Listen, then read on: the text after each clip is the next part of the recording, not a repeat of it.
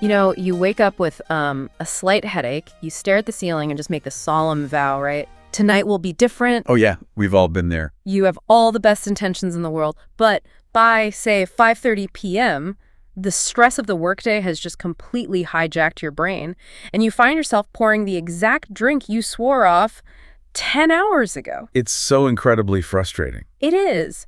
Yeah. Why does our morning willpower always seem to lose to our evening reality? It's just this cycle, and you're left quietly wondering if this evening habit is actually turning into a genuine problem. Yeah, and I mean, it is a profoundly isolating place to be, mostly because, you're existing in this weird gray area. Nothing is actively burning down around you. Exactly. You still have your job. Right. You're holding down your job, you're maintaining your relationships.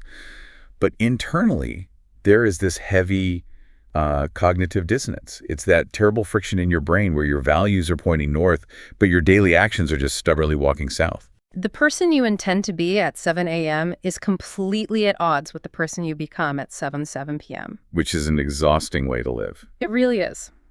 So we are focusing specifically on that gray area today for this deep dive. We're looking at a collection of sources surrounding a program called the Live Better Sober Roadmap. Created by Susan Gast, right? Yes, exactly. And Susan has been alcohol-free for over 25 years. But her approach isn't about, clinical programs or terrifying statistics. She built a system based entirely on what actually worked for her in real life. Yeah, it's a highly practical, completely shame-free approach to breaking a drinking habit. So our mission today is to really unpack the mechanics of her approach. We want to look at how she advocates for building a better life without alcohol by fundamentally shifting the timeline of habit change. And redefining what structure even looks like while, drastically altering how we treat ourselves during the process. Exactly. But to understand the cure she offers, I think we first need to look at the environment that necessitated it, because her timeline with alcohol is striking. It really is. I mean, she lived what she calls the drinking life for exactly 20 years. 20 years, from age 17 all the way to 37. Right. That isn't a brief phase. That is a massive chunk of a lifespan where a specific pattern was actively solidifying itself into her daily existence. 2 full decades of neural pathways reinforcing the same evening routine over and over. Yeah, and what stands out in her account is the slow, creeping progression of it all. It started innocently enough in her teens, but year by year, the habit compounded. Until it escalated to a quiet, terrifying point where she honestly believed she wouldn't even reach the age of 40. Which is a heavy realization. Her physical and mental health were just deteriorating under the weight of this daily routine. Knowing your life is literally on the line like that's huge. But, and I think this is key, she didn't have some cinematic collapse. No, not at all. She didn't lose her job. She didn't get arrested. There was no dramatic family intervention. She just reached a point where she internally realized, enough was enough. And in her FAQs, she actually explicitly addresses this. She states very clearly that you do not need to hit rock bottom to benefit from her approach. Yes. It is for anyone who is simply ready to change. Which completely rejects the traditional narrative society feeds us about breaking major habits. We're so socially conditioned to expect that change only happens after a catastrophe. But waiting for rock bottom is, it's deeply insidious, isn't it? Oh, absolutely. Psychologically, it gives people a built-in excuse to keep damaging themselves. It allows you to rationalize the behavior by saying, well, my life isn't falling apart yet, so my drinking isn't really a problem. Right. It's like waiting for your car's engine to completely explode into flames on the interstate before you finally decide to pull over and change the oil. That is a perfect analogy. Like if the check engine light comes on, you don't need to wait for a fire. You can just proactively go to the mechanic. Right, because the car engine analogy highlights the difference between proactive maintenance and reactive disaster.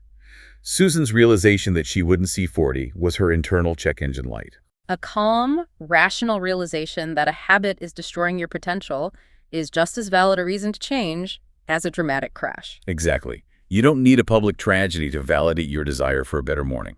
So she pulls the car over. She knows she needs to change, but she actively avoids the traditional routes. She stayed away from strict programs, complicated systems, and that whole all-or-nothing thinking. Yeah, she explicitly states her approach is definitively not based on willpower. And I think we really need to look closely at why willpower fails, because willpower is essentially like your smartphone battery when you have like 20 demanding apps running in the background all day. Oh, I like that. Right. You use it to navigate a frustrating meeting, to bite your tongue when someone cuts you off in traffic, to manage your kids. By the time 5:00 p.m. rolls around, you're at 2%. And your brain just goes into power saving mode. Exactly, which means it falls back onto default automatic habits. Yeah, the scientific term for that battery drain is actually ego depletion. Willpower is a finite, exhaustible cognitive resource. Meaning you literally run out of it.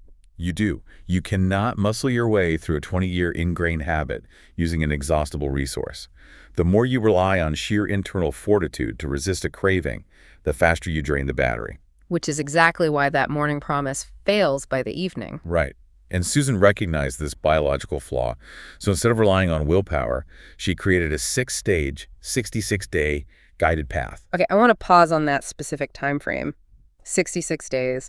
The conventional wisdom we always hear is that it takes, 21 days to form or break a habit? Why 66? So the 21-day rule is actually a massive cultural myth. Wait, really? A complete myth? Totally. It originated in the 1960s from a plastic surgeon named Maxwell Maltz. A plastic surgeon? Yeah. He noticed it took his patients about 21 days to get used to their new faces after surgery. And somehow that single observation just morphed into this global self-help gospel. That is wild. It is. But modern neuroscience paints a very different picture. Recent studies on habit formation show that it takes an average of 66 days for a new behavior to become truly automatic. So for the neural pathways in your brain to actually solidify and override the old ones, you need a lot more time. Precisely. If you're trying to quit a heavy habit in 21 days, you are essentially setting yourself up to fail right when the real neurological rewiring is supposed to be happening. You're quitting the construction project before the cement has even dried. Exactly. By stretching the roadmap to 66 days, Susan aligns her program with actual human biology rather than self-help mythology. It sets a realistic expectation. I need to push back on the mechanics of this, though, because if there are no strict rules and you aren't using willpower, how does a person actually stay on track for over 2 months? Well, it comes down to how you frame the action. But give me a concrete example. What is the actual difference in real life between a strict rule and one of Susan's practical steps? Like, if I don't have a rigid rule explicitly commanding me not to drink, what actually stops me from opening the fridge at 5:30 p.m.? The difference lies in how your brain processes failure. Yeah. A strict rule is a cliff, one misstep, and you fall. It's binary. Right, it's pass or fail. Yeah. If your rule is, I will never touch a drop of alcohol again, and you have a terrible day and take a sip, the entire system shatters. You feel like a total failure. And that feeling of failure usually triggers a complete collapse back into the old habit. You think, well, I blew it, I might as well finish the bottle. Exactly. But a practical step is completely different. So if a strict rule is a cliff, a practical step is more like a staircase. Yes, that's a great way to put it. A practical step is a tactical habit replacement strategy. Let's take your 5:30 p.m. fridge example. Mm-hmm. The strict rule is don't drink at 5:30. A practical step from a program like this is at 5:30 p.m., I will immediately pour a glass of sparkling water with lime and step out onto the porch before I look at my mail. Oh, I see. You are replacing the environmental cue and the action rather than just trying to create a void. Right, you're intercepting the habit loop. The old loop was stress trigger, open fridge, pour alcohol, feel temporary relief. So the practical step acknowledges the stress trigger, but inserts a new physical action. Yeah, pouring the sparkling water provides a different kind of sensory transition into the evening. Over 66 days and 6 gradual stages, you layer these small, tactical replacements. So you aren't relying on willpower to avoid the fridge at all. You are just relying on a new, concrete routine. Exactly. But mapping out 66 days of practical steps is only half the equation. Oh, for sure. Because if you feel like a terrible person every single day of that journey, you're going to quit. The mechanics don't matter if the environment is toxic. Right, which brings us to how Susan completely overhauled the emotional space of quitting. Yeah, the entire ethos of Live Better Sober is about removing shame, removing labels, and removing extremes. It is an engineered environment of calm. The focus is entirely on getting comfortable being sober again. Which is remarkably difficult if you are simultaneously drowning in self-reproach. Oh, almost impossible. And she extends this environment way beyond the text of her course, too. She offers short, honest, calming encouragement videos on YouTube. She sends an occasional email newsletter with the strict no pressure, no spam philosophy. Yeah, she's very protective of that safe space. But the detail that paints the clearest picture of this ecosystem for me is her theme song. The source material describes a video of Susan singing a live, better, sober theme song into a microphone in a softly lit room. Yeah, it's quite unique. It's not a screaming motivational seminar. It's a gentle daily reminder that change begins one day at a time. The contrast she creates there is highly deliberate. Traditional mechanisms for dealing with a drinking habit are often heavily steeped in clinical environments and, well, self-flagellation. That's so true. You are often required to stand up in a sterile room, state your label, admit your powerlessness, and essentially wear your past behavior as an ongoing, permanent identity. And that brings up a fascinating point about identity.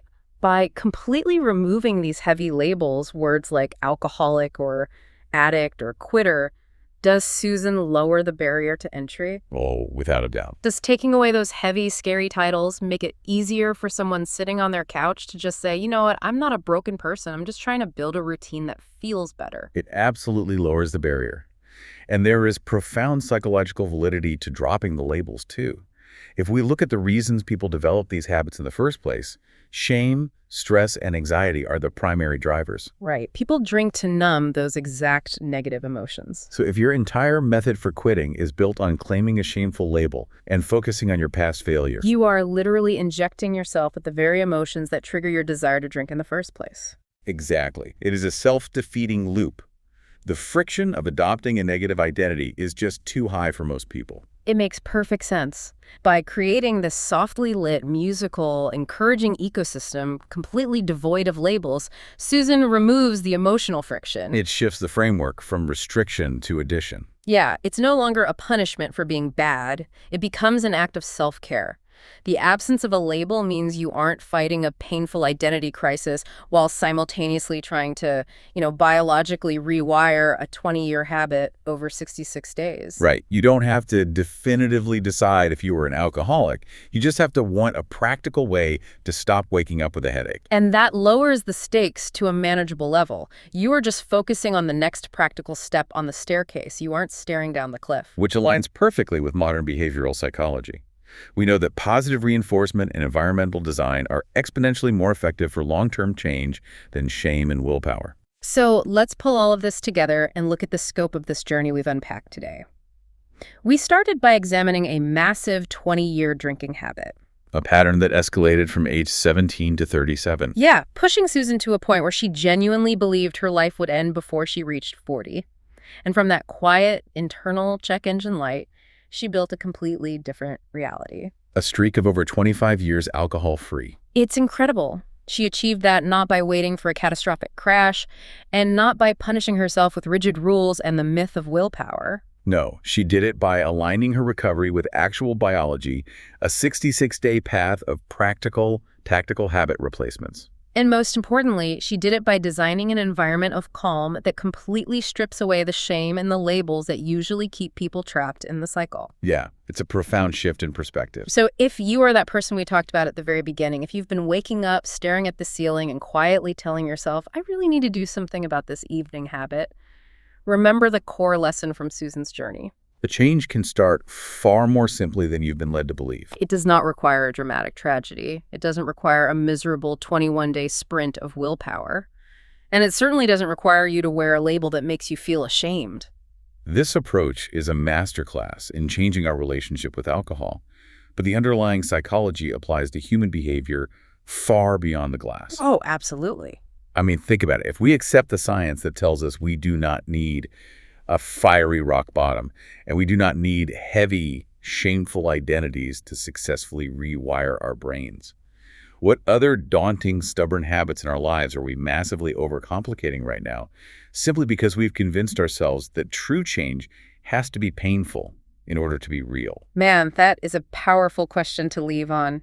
You don't need to wage a war against yourself to change your life. Sometimes you just need a better roadmap, a little bit of patience, and the willingness to take the very first step on the staircase.